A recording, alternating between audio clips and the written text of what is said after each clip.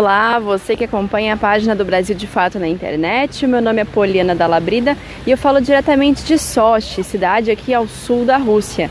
Eu e o Daniel Giovanaz estamos desde a segunda semana do mês de maio fazendo uma cobertura especial da Copa do Mundo. A gente sabe que a Copa é um evento elitista, os ingressos são caros, apenas uma pequena parcela da população mundial pode ter acesso a esse tipo de evento, mas o futebol ele não está restrito a essa pequena parcela da população, né? O futebol ele é um bem público, ele é um bem de todos e ele não é propriedade de ninguém, nem da FIFA, nem da CBF, nem das emissoras que detêm aí esse monopólio de transmissão dos jogos. Por isso a gente considera que nós, como um jornal popular, é importante que a gente venha aqui e faça uma cobertura diferenciada, paute, né, outras questões em relação a um evento como a Copa do Mundo. A gente sabe que grandes eventos esportivos, como a Copa do Mundo, como as Olimpíadas, elas são sempre um chamariz para protestos, para manifestações, porque o mundo todo vai estar olhando para o país sede de uma Copa, de uma Olimpíada. E aí a grande questão, né, aqui na Rússia é se haverá protestos contra o presidente Putin, né? Isso mais ou menos o que a gente vai discutir nessa transmissão ao vivo de hoje. Antes de falar sobre se haverá ou não, eu queria trazer para vocês alguns números em relação à popularidade do presidente Putin. 79% da população russa, segundo uma pesquisa feita em fevereiro de 2007, aprova o Putin. Ele tem uma popularidade muito alta. Ele foi em maio deste ano eleito para o seu quarto mandato presidencial, com 76,6% dos votos. O comparecimento à urna, o voto aqui na Rússia não é obrigatório, mas 67,7% da população compareceu às urnas. Foi um comparecimento aí quase recorde para votar novamente pelo presidente, pelo Vladimir Putin. Por que então nessa popularidade tão alta que não é expressa só em números? Eu e o Daniel passamos por mais de 4, 5 cidades aqui na Rússia desde que a gente saiu de Moscou, e em toda a cidade tem uma lojinha de souvenir com o Putin estampado em diversos objetos. Ele está nas canecas, imãs de geladeira, chaveiro, camiseta, um Putin montando num urso, essas montagens de Photoshop, um Putin num urso, o Putin apontando uma arma, o Putin segurando um bebezinho com a cara do Trump.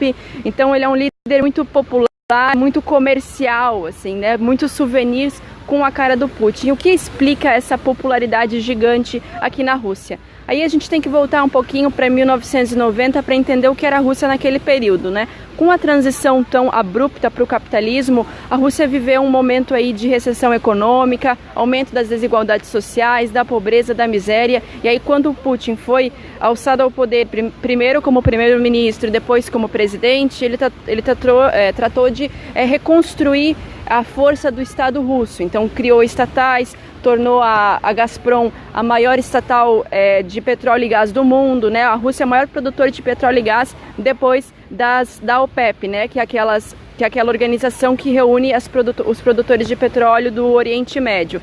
Então o petróleo na Rússia é estratégico e ele tornou isso público. E aí resgatou um sentimento de orgulho nacional que estava adormecido nesse período de 1990. O Putin também faz um importante contraponto à hegemonia estadunidense, à hegemonia ocidental na geopolítica, né? O apoio do Putin ao Bashar al-Assad na Síria, as posições dele de tentar se aliar com outros países, com economias emergentes que não apenas os Estados Unidos, traz um protagonismo interno também, porque as pessoas veem que a Rússia, né, que era outrora a gigante União Soviética, aquele Estado gigante que podia tudo com a união do seu povo e que ficou adormecido, voltou a ser grande, então agora com esse protagonismo exercido e comandado pelo Vladimir Putin. O protagonismo também regional, né, com a anexação da Crimeia, com a ocupação da Rússia na Ucrânia. Então são todos fatores políticos e econômicos que fazem com que o Putin seja tão querido e popular aqui na Rússia. Mas claro, ele não é unanimidade, né? Tem algumas questões centrais que para alguns é motivo de orgulho, é um motivo positivo, de popularidade para o Putin, mas para outros é motivo de protesto, de manifestação contra o presidente, né? Alguns deles, e que eu vou falar brevemente, porque são questões muito complexas, são questões gigantes que dariam aí transmissões ao vivo para falar de cada ponto desse, né? Mas alguns das questões que estão em pauta nesses protestos por exemplo, a anexiação da Crimeia, que é um território aqui pertinho de Sochi, que antigamente pertencia, estava na região do que hoje é a Ucrânia, só que a população da Crimeia, em sua maioria, é descendente de russo, tem a língua russa como idioma oficial e tem muito mais relação, enxerga Moscou como a sua capital, muito mais do que Kiev, que é a capital da Ucrânia. Então, em 2014 foi feito um referendo e 95% da população votou pela separação da Crimeia e de Sevastopol, que é uma comunidade, né, um território ao lado da Crimeia. Votou então pelo separatismo, pela separação desse território e logo em seguida pela anexação ao território russo. O governo ucraniano não considerou legítimo esse plebiscito e contesta até hoje essa anexação da Crimeia pela Rússia. Muitos movimentos nacionalistas ucranianos também protestam em relação a isso e alguns cidadãos russos também não veem com bons olhos a anexação da Crimeia à Rússia. Outro motivo aí de polêmica, de manifestação e de protesto contra o presidente Vladimir Putin é a liberdade de expressão dos homossexuais aqui na Rússia, né? A gente sabe que o Vladimir Putin ele está muito próximo do seu eleitorado que faz parte da Igreja Ortodoxa Russa, e aí acenando para esse eleitorado da Igreja Ortodoxa, em 2003 ele propôs, e a Duma, que é o Congresso aqui russo, aprovou uma lei que proíbe a chamada propaganda gay, ou seja, nenhum homossexual pode usar símbolos e materiais em que mostrem a relação sexual, uma relação afetiva de pessoas do mesmo sexo, porque isso estaria gerando uma propaganda e aí contaminando as crianças com essas relações não convencionais. São pautas legítimas, claro, e que estão em voga nos protestos contra o presidente Vladimir Putin.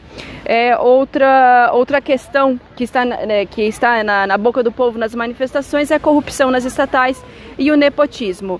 Alguns casos de nepotismo nas empresas estatais, né, de antigos dirigentes do Partido Comunista, agora já ligados ao partido majoritário aqui na Rússia, que é o partido do Vladimir Putin, e aí eles têm esse nepotismo dentro das empresas estatais, alguns casos confirmados, outros não.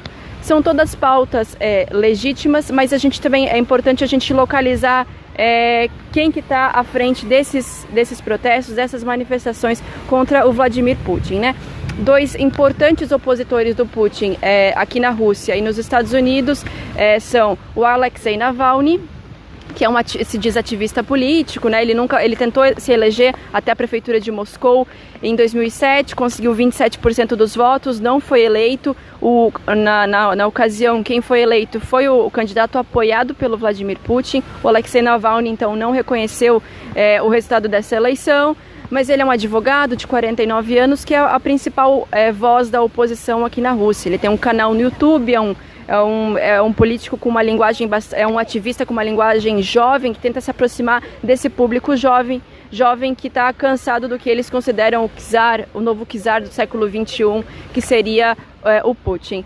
Um outro importante opositor do Vladimir Putin é o ex-campeão de xadrez, o multicampeão Garry Kasparov, que é um crítico ferrenho do Putin. Até 2003 ele morava na Rússia, e aí ele disse que recebeu ameaças, estava com a vida em risco, e aí se autoexilou em Nova York em 2003. Ele considera o Putin um mafioso e diz que todos os presidentes dos Estados Unidos fecharam o Putin para a ameaça, fecharam os olhos para a ameaça que o Putin representa ao Ocidente, para a ameaça que o Putin, segundo ele, né, representa à democracia e aos conceitos do capitalismo na Rússia. Apenas o Reagan foi um presidente que conseguiu identificar, né, naquele momento, a ameaça comunista e fazer alguma coisa. Ele, desde 2013, mora em Nova York e ele é coordenador de uma ONG chamada Human Rights Foundation, que seria uma fundação de direitos humanos.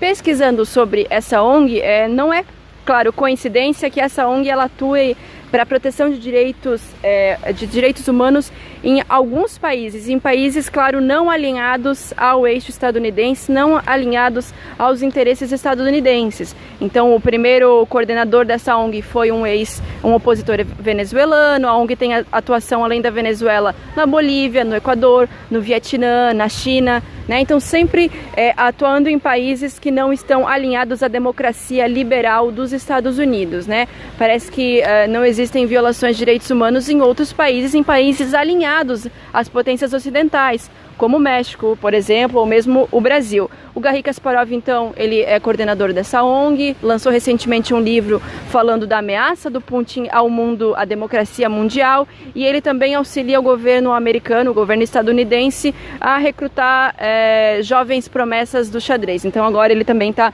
trabalhando para os Estados Unidos na área dele, que é o xadrez.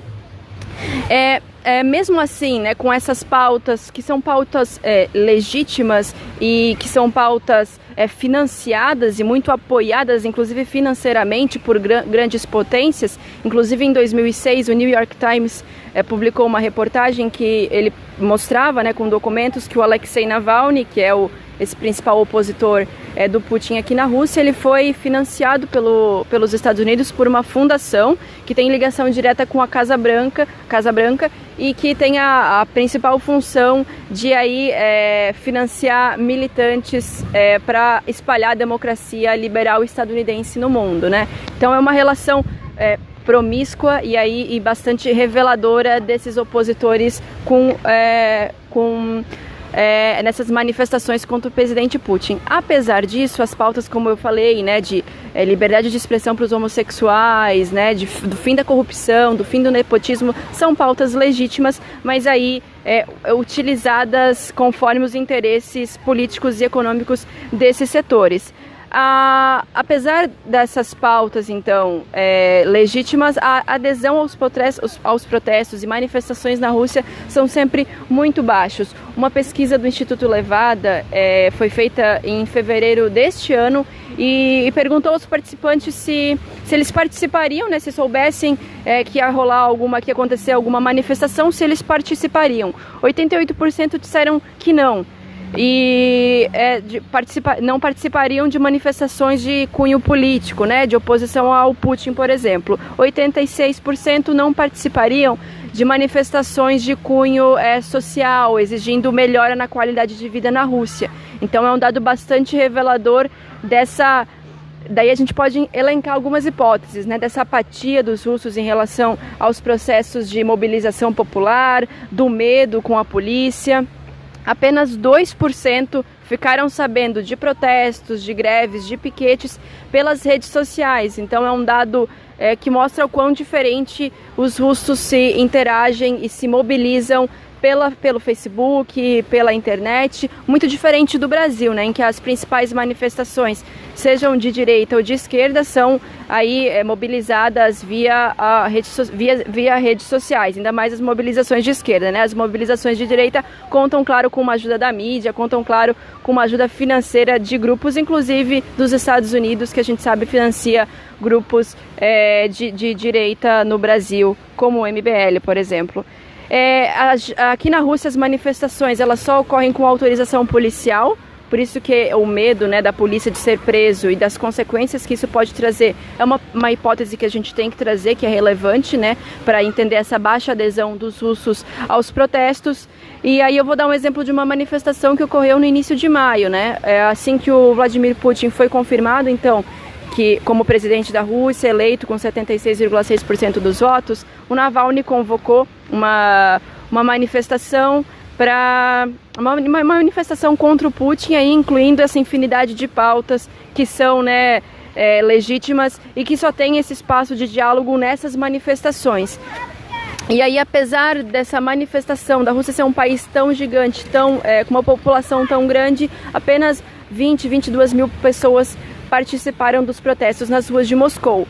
Apesar disso, 1.600 pessoas foram presas. Então, isso mostra o comportamento da polícia também, da polícia russa em relação a essas manifestações não autorizadas. A gente conversou com uma estudante brasileira, Clarissa Levi, que inclusive esteve aqui numa transmissão ao vivo a respeito de como é ser imigrante na Rússia, da xenofobia, e ela esteve nessa manifestação e ela falou que ela achou muito estranho, assim, porque a manifestação era pacífica, não é diferente das manifestações, né, com intervenções de black box ou com outras intervenções no Brasil. Era uma manifestação tranquila e a polícia ia no meio da multidão e aí selecionava algumas pessoas e levava para o ônibus, e essas pessoas passavam uma noite na delegacia.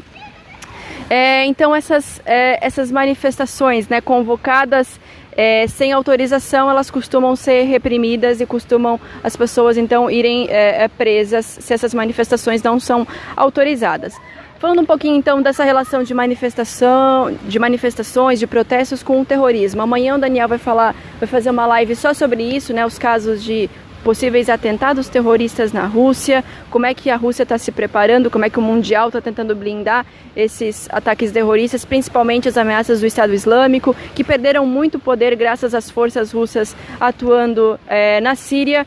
Essas leis antiterroristas aqui na Rússia são muito rígidas, claro, também pela segurança num grande evento, e aí, como aconteceu no Brasil, as coisas acabam se misturando. Então, às vezes, um ativista que está ali protestando, ele também é enquadrado numa lei antiterrorista e acaba sendo preso e acaba respondendo, às vezes, por estar ali apenas protestando, né? Só que como eu tentei explicar durante toda a live, é importante que a gente fique atento, porque às vezes esses interesses, eles não são puramente das demandas, né?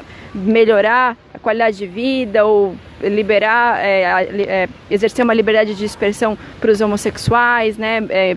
Garantir os direitos da população LGBT, mas eles estão aí sendo, como é que eu posso dizer, instrumentalizados por interesses políticos e econômicos. Então, sempre quando a gente lê alguma notícia, a gente tem que estar de olho, porque outras potências podem estar tendo influência em relação a esses protestos.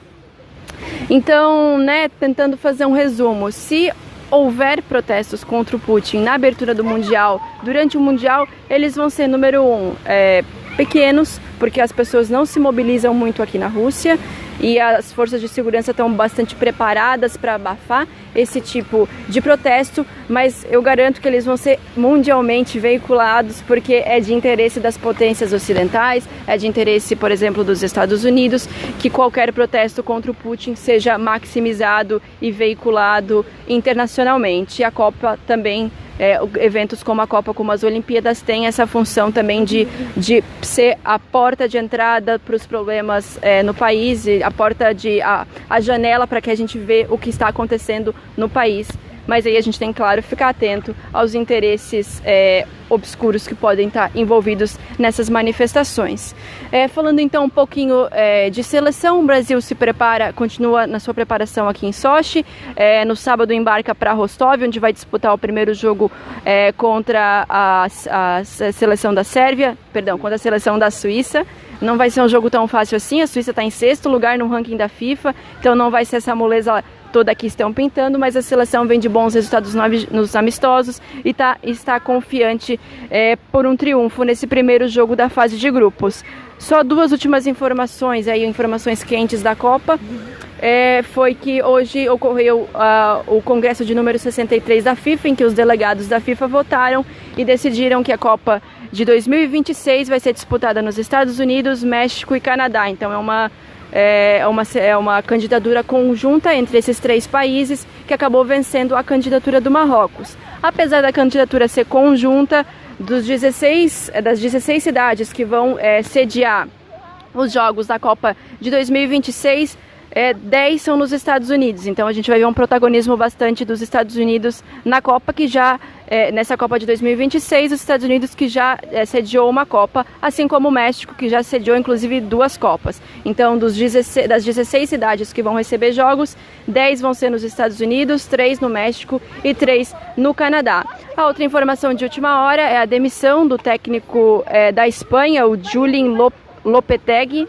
que foi demitido pela Confederação Espanhola de Futebol, mais ou menos aí como uma reação ao anúncio dele como técnico do Real Madrid.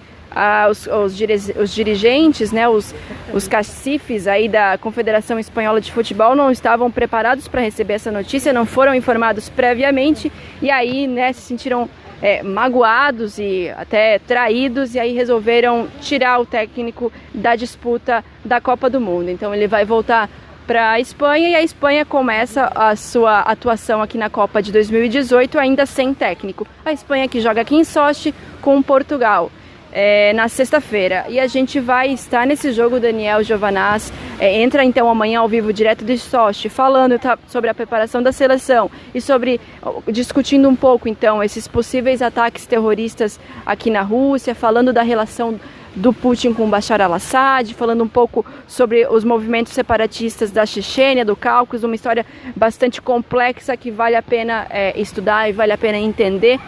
E também na sexta-feira eu volto então aí direto do jogo Portugal-Espanha, que vai ser o primeiro jogo da seleção espanhola e da seleção portuguesa, o primeiro jogo aqui em Sochi, que é onde eu estou e onde estaremos até o domingo. Depois eu e o Daniel embarcamos para Rostov para acompanhar a seleção. É isso aí, continue ligado na cobertura do Brasil de Fato na Copa, mande sua sugestão aí de reportagem, a sua sugestão de abordagem sobre a Copa. A gente está de olho e atento às demandas de vocês. Obrigada e até a próxima.